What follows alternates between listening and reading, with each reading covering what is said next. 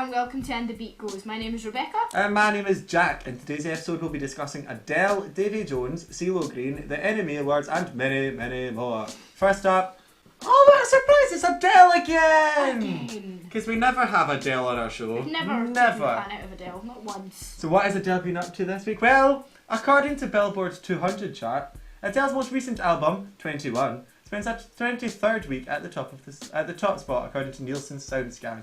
It is currently the longest running #1 album, which was released just over a year ago and sold over 19 million copies worldwide. Adele leaves another week to tie Prince's Purple Rain soundtrack, which was #1 for 24 weeks in 1984 to 1985. So what do we think about Adele's record? Do we think that it deserves to be at the top spot for this amount of time? Rebecca? I don't know. It's a really good album. It really is. It's a fantastic album, and it definitely should be out Prince's Purple Rain soundtrack because that's been in there too long, and it's a soundtrack. That's all I have to say about that. But at the same time, I need to ask: is the only reason she's kind of that popular and up there because of the award shows she's been in and the performances she's done? I wouldn't say that her popularity was because of the award shows, because Adele was popular long before this. Adele's 19 album also was hugely successful. But I would say that the extent to which the popularity of this particular album goes back to the Brit Awards last year when she sung Someone Like You. And it was a beautiful performance, and it did capture a generation that needed a moment like that. But the first half was out of key and slightly out of time. And she's admitted this herself, boys and girls. It's not like we're just saying this just to be mean, because we love Adele, as you could tell from the first episode. Which we won't mention because Jack might get sued. I'm always getting sued. It's a part of my daily basis. It's like getting up morning, getting ready for bed, get sued. But no, I think that it's a very well written album. I think the people that say that she wrote this entirely herself are delusional, because deluding themselves ever so there's slightly. always at least one co-writer on every single song. And I think the people need to be clear that she's not written it all by herself. But at a time where people just want to feel close to other people, because we're all just separated by the current financial and social climate, I think that she wrote an album that helped us to do that. Yeah, and I think that she needs props for really. that. But at the same time, there's a whole fistful of acts out there that aren't getting seen and aren't getting on the charts because she's very much dominating them at the moment. But at the end of the day, and half of it's musical ability and half of it's publicity, and she's managed to do them both quite beautifully by making herself almost unavailable most of the time. Pretty much. I mean, she's only done 4 music videos and she's had, something like 8 singles out? Mm-hmm. So yeah, I think this is good. People are asking if Whitney Houston's Greatest Hits, which is currently second, will eventually surpass Adele on the charts. It may do, and if it does, then it's probably about time that we got something else overtook her, but I would be more interested if it was Fresh Meat or Fresh Blood rather than just somebody else touting a Greatest Hits album just because somebody's died. But on the subject of deaths, on the 19th of February, the lead singer of the Monkees, Davy Jones, died of a heart attack. He was only aged 66. The band sold more than 50 million records worldwide, and in 1967 alone, outsold the Beatles and the Rolling Stones. But in 2008, Yahoo Music named Jones the top teen idol of all time. He beat out Britney Spears, he beat out New Kids on the Block, who I did not know who they were till today, and Michael Jackson. And the question would be, really, is he better than the Rolling Stones? Is he better than the Beatles? Does he deserve to still be a teen icon today when there are so many others out there that probably don't get considered at this point in time? Well, I think that the poll wasn't about who is the top teen icon today, because if it was the top teen icon today, it would probably be Lady Gaga or Justin Bieber or somebody like that. I think that he encapsulated a generation. The reason that they sold so many albums in that particular year was because it was a TV show. It was the first TV show of that kind in the world, therefore it was hugely successful. And with success comes money and comes album deals and comes all that thing. And I think if you look back, they released a couple of albums that year. It wasn't just one album that they managed to sell that amount of things of. But it surprises me that he is the one that people are saying was the top teen icon of all time. I mean, if you look at Lady Gaga, you look at Britney Spears, You look at Elvis was a teen Elvis icon for his was generation, huge. and I would say that he's had a much larger impact on the way that teenagers are marketed towards and the way that The way that teenagers people look at feel music, the music and buy the music, and he's actually left a much larger imprint on the musical world than the Monkees. The Monkees were just copies of the Beatles by a TV producer. Mhm. So I think it's unfair to ask which one of these acts are the better musically, because they are different in a lot of respects. It's just my opinion. Enough. Whatever keeps you happy, I suppose. But there's plenty of artists out there that should be spoken about, and for example, CeeLo Green would be one of them. CeeLo Green is... Crazy, What was the other one, Jack? forget you. Only 2 songs I know. He's been practicing these all day, so that's next X Factor winner right here. Simon Cowell's My got jazz a run hands, for his people. money. CeeLo announced that he would be writing a memoir, which is to be published in 2013. But the flamboyant singer has actually earned over 5 Grammy Awards, including Traditional R&B Performance, which I did not know, and Best Song in the recent Grammy Awards, which is pretty impressive, really. But the question on my lips, Jack, is, would you, Jack, personally read it? Because I wouldn't. Well, I would rather read it compared to Paris Hilton or Cheryl Cole's But what memoir. what is there for the man to write? Well, this is the thing. I mean, he's been in the music industry for a very long time, so he's obviously got stories about other people that he can write, but as a personality and personally about himself, we know very little to nothing about this man. I know Which nothing. probably shows what is there to actually know about CeeLo Green in the first place. Not a great deal. Except that he dresses like a very, very strange pimp at times. Or a stormtrooper. He did dress like a stormtrooper at the Glasgows, which was quite interesting. Or possibly a drug dealer, but we won't go there. He's not a drug dealer. Can we just say he's not a drug dealer? He's not, it's fine. Right, the NME Awards, the award show that nobody watches, nobody really talks about except for them, but it's People been a care slow week in music, somewhere. so we're going to talk about them now.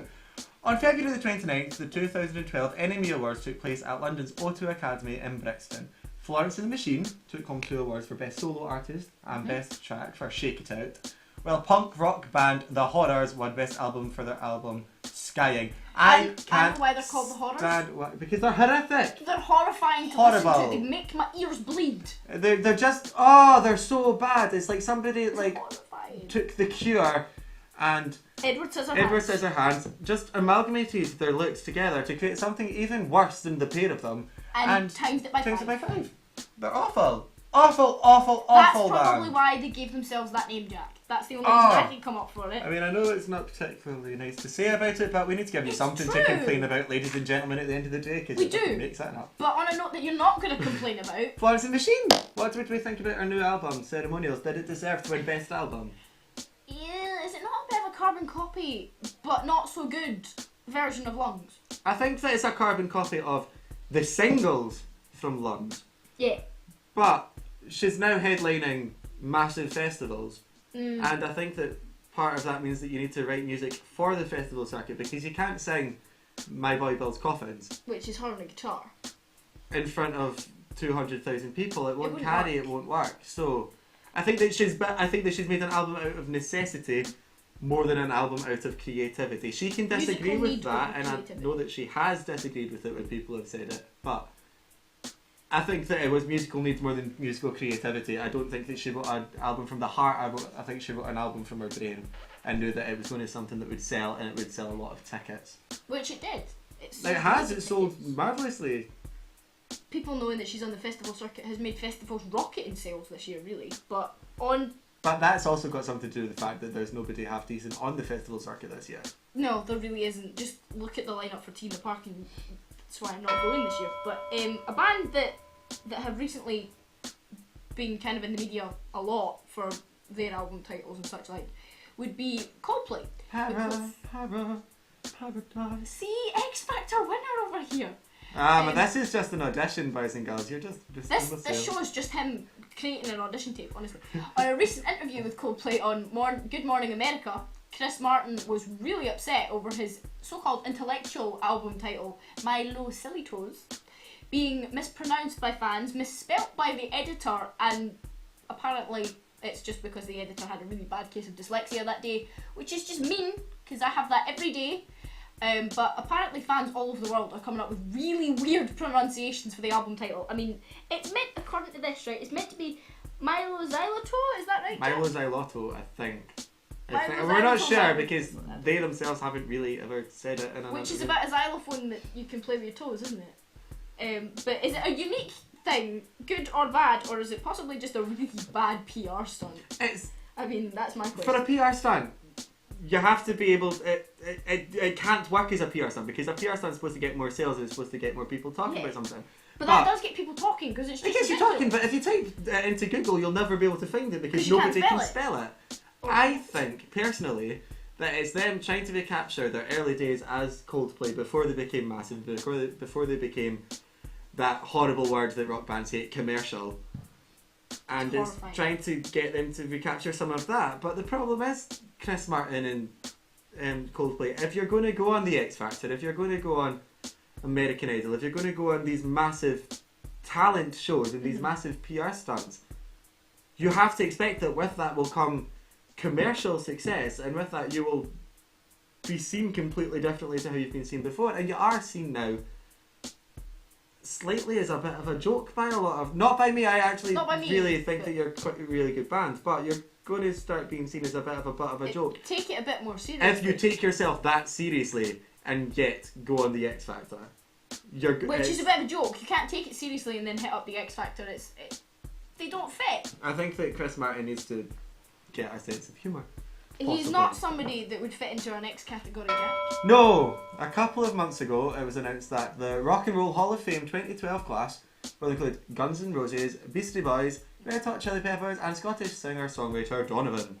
The ceremony will take place on the 14th of April in Cleveland, Ohio next month. What do we think? Do we think that these people deserve to be in the Rock and Roll Hall of Fame?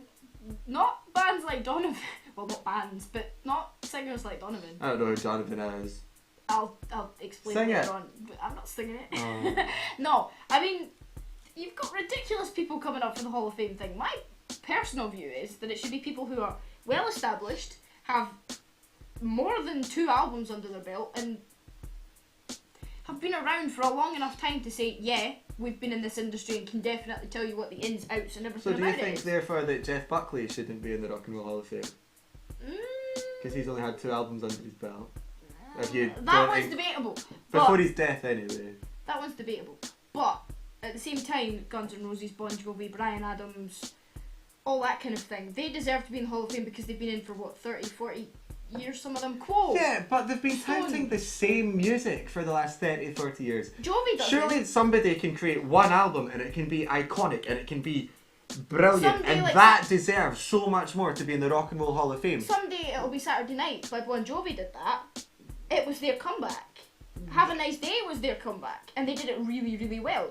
No, I'm not disagreeing that they should be in it. What I'm disagreeing with is that there's people that have been around for 40 years touting the same rubbish that they touted on their first album. Why did they deserve it more than somebody that creates an iconic moment?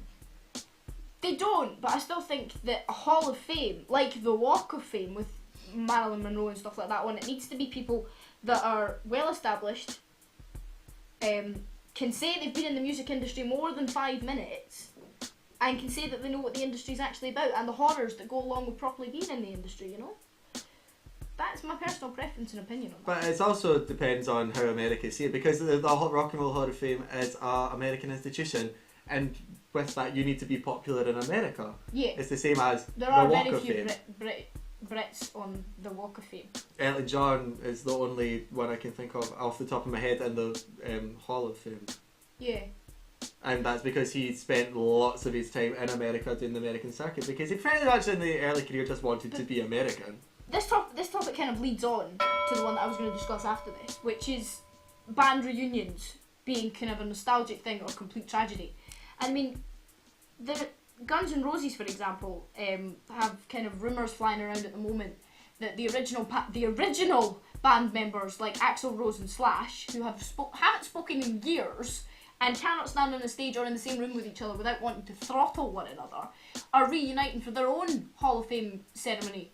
And that kind of begs the question to me, and possibly to everybody out there, is other bands getting together, good or bad, for the industry. I mean, bands like Zeppelin, who already have a cult following, The Who, The Clash, The Jam, there's so many bands out there, but that's beside the point. Getting back together and re-touring and things like that, is it a good thing, or should they just give it up as a bad joke and leave bands like, I don't know, Steps? I know you're gonna rant in a minute about that. The Spice Girls, and for me, your personal favourite, Blink-182. Should we leave it to more modern bands who people remember more, like my generation and our generation really remember? Not that different in age, Rebecca. We're the same age, Jack. Exactly. Our generation remember. I think that it depends on the cynicism involved behind the move to put themselves back together. Because the Spice Girls, for example, I know that they're not the most credible band at the moment, boys and girls, but go with me. The Spice Girls copied Take That because they looked at Take That's fame and they looked at Take That success after they'd worked really, really hard. And you can't knock Take That. You can like the music or you can lump the music. Because they didn't regurgitate everything. They wrote new stuff, and then Spice Girls took it cynically and just wanted to get money out of fans. And unfortunately, the fans paid. And I was a massive Spice Girls fan when I was a child, as was most people of my generation will say. Or I mean, Jack will laugh at this later on, but I'm a huge metalhead now. But when I was a kid, Spice Girls were my thing. You know, I was gonna be Sporty Spice when I grew up, but I don't think that bands like the Spice Girls should even try it. Take That have the talent to just rejig everything and start again and write proper music. The Spice Girls were pop rubbish and they still are. So is there a cynicism behind Axl Rose and Slash and everybody getting back together, or are they actually getting back together because they want to create music? I think this is the thing that we need to think about. Is I've had enough, and I know that a lot of people have had enough of people just getting back together for the money, and which is what we're I think falling Axl into the Rose. old trap of just thinking, yes, our favourite bands, and it's tapping into that nostalgia, and they're taking advantage of that nostalgia. I would rather that new bands came in and filled the gap rather than old bands came in and tried to recreate the magic and just ruining it for themselves and for everybody else. Because a lot of fans were like, yes, Guns N' Roses are coming back, and then when they did, and Slash just stood back and laughed at them when they brought in a guitarist with the KFC bucket on their head, they were like, what is this? It was just disappointing. And then their album that took 20 years to release it was awful. was just terrible. But Chris Brown, okay, I'm not going to talk about this. Jack, go for it. Well, why Chris Brown? Just why? Why are you back on the show? You're a bit like Adele. Oh, you just never go away. Right, it seems that Chris Brown can't stay out of the news. The 23-year-old R&B star, who is still on probation for assaulting his former girlfriend Rihanna, made headlines again for allegedly snatching a fan's cell phone because she took a picture of him in Miami. If he's found guilty, he could face up to 4 years in prison. Well, let's be honest, boys and girls, he's not going to be found guilty and he's not going to go to prison because he's Chris Brown and he's got a #1 single. Get a slap on the wrist and get told, don't do that again, and that'll be that. But it's just ridiculous because at the end of the day, just because you're famous, it should not mean that you're above the law. I know, because how many women are stuck in or even actually men are stuck in abusive relationships out there and cannot get out of them for love nor money? Well, that's the whole Rihanna and Chris Brown debate, isn't it? I mean, allegedly they're back together. We have to use the word allegedly until they officially come out with it. Which, on Rihanna's part, is just silly. And what's more infuriating is it's the public. They're doing it so publicly. Yeah, they're not making a secret of it. It's all over the place, and I think that I think personally, Rihanna, you're setting a very bad example to a lot of people that have been abused in relationships, and I think that you need to start taking. I don't care if you think that you're a rock star, Rihanna, just because you have bad hair and you wear lots no clothes. You need to take responsibility for the fact there are millions of children and there are millions of young people out there that could be in similar situations as you, and you're setting a role model, whether you want to be or not. You're a role model. Setting a terrible example for teenagers and older women alike, who, like I said 2 minutes ago, are fighting love, money, tooth and nail to get out of relationships that are destroying them. And she's just saying in front of the media that doesn't matter, which, to be quite frank, annoys me. It's all getting a bit loose women, isn't it? It is a wee bit, so we're just going to move on. From one really bad romance to another really bad romance. Lady Gaga, who has a new hit milestone on Twitter, having 20 million, as my producers put here, twits, but I think he means tweets, now following her. The rest of the top 5 are held by Rihanna, Shakira, Katy Perry, and, if he was a woman, Justin Bieber. Well, yeah, lesbian. So, I mean, that's a big deal. 20 million tweets is a big deal, and I am one of those 20 million tweets. I am also one of those 20 million tweets, children. We love her. I do, I really like... Because, and there are reasons why I really enjoy her. Because she was the first person to take on the whole Twitter thing and do it well, and she was the first person to like market herself on Facebook and YouTube and create a media storm around her as an artist. And you can be cynical and say it's because she wears ridiculous outfits, but at the end of the day, she's made her life out of this, because you've never once seen her in a tracksuit walking down Morrison's, have you? No, I mean, who needs to go to Morrison's when you've got the meat on her? Oh, she can wear my meat any day she wants. Yeah. But I mean, I personally think she's fabulous, and our crew backstage are laughing at Jack right now. It's kind of funny. I personally think she's just a genius. She is the new chameleon of music, in my opinion. She's our generation's Bowie, and the people And that Annie had Lennox. Bowie before it You are know? going to say no, she's not, but she is. She's our generation's Bowie. She's fantastic. And our generation's Madonna, but the less we talk about Madonna, the better on this show, eh, boys Jack and girls? really will get us locked up if we do that. But that's a wrap of the second episode of And the Beat Goes. So please check out our website, atbg.co.uk, and our Facebook page. Please like it if you can, facebook.com/ATBG online, if I can get my words out. I'm Rebecca. And I'm Jack, the one that can read. Tune in a couple of weeks for our next episode. Good night. Harry.